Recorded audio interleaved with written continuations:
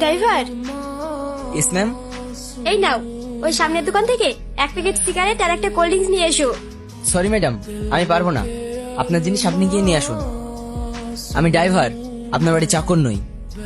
এই, একজন ড্রাইভার হয়ে তোমার তো দেখছি খুব অ্যাটিটিউড। তো ডিসকাস্টিং। এই চল।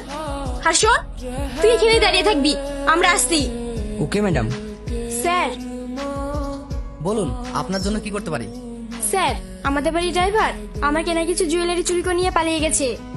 ও আচ্ছা, আপনার যে জুয়েলারি চুরি হয়েছে তার কোনো প্রমাণ আছে? হ্যাঁ আছে, আর এটা আমাদের বাড়ির ড্রাইভারের ছবি। নাম কি? সেলিম। বাড়ি কোথায়? রায়পুর।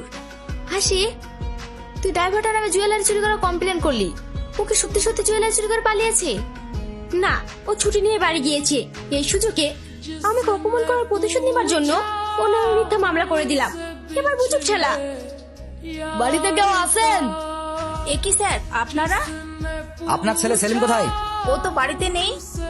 ও বুঝেছি, লোকের গয়না চুরি করে পকার পার। এ কি বলছেন আপনারা? হ্যাঁ, ও ঠিকই বলেছে। যে বাড়িতে কাজ করে খাচ্ছে আর সেই বাড়িতেই চুরি। আপনাদের কোথাও ভুল হচ্ছে স্যার, আমার ছেলে চুরি করতে পারে না।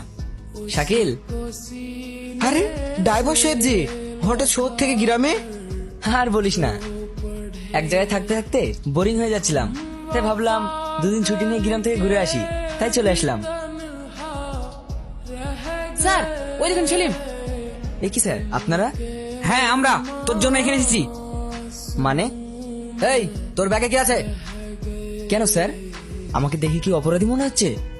আজকাল অপরাধীরাও সুটবুট পরে ঘুরে বেড়ায়। তোর ব্যাগে কি আছে দেখাতে বললাম না? ওই দেখ তো ব্যাগে কি আছে। স্যার, এই দেখেন কতগুলো টাকা। বুঝেছি। ওই নিয়ে চল ওকে। কোথায় স্যার? শ্বশুর বাড়ি, চলো শোনা। হ্যালো হ্যালো, টনি বাবু, আমি থানা থেকে বলছি। কি হয়েছে স্যার? আপনার মেয়ে জুয়েলারি চুরি করার কমপ্লেন করেছিল, আপনি একটু তাড়াতাড়ি আসুন। কি চুরির কমপ্লেন? হ্যাঁ, আপনি তাড়াতাড়ি আপনার মেয়েকে নিয়ে আসুন।